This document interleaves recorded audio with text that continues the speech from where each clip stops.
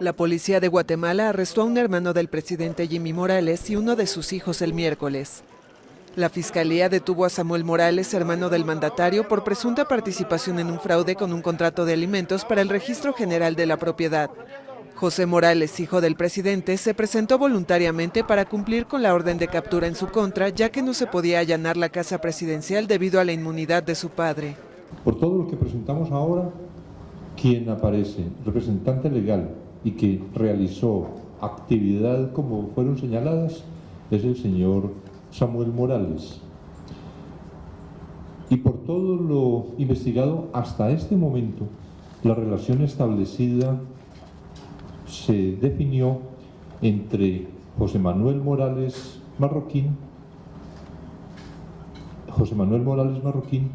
y Samuel Morales, su tío. El registro de la propiedad pagó $12,000 por un contrato de desayunos para 564 personas que finalmente no se concretó. Los familiares del presidente enfrentan cargos por facilitar facturas para simular la compra, aunque no obtuvieron utilidad económica, según dijo la fiscalía. En este momento no hemos determinado que el señor presidente constitucional de la República esté involucrado y por el bien del país esperaríamos que no aparezca involucrado. El hecho se suma a la investigación de plazas fantasma en la dependencia destapada en septiembre con la detención de la exdirectora Anabela de León.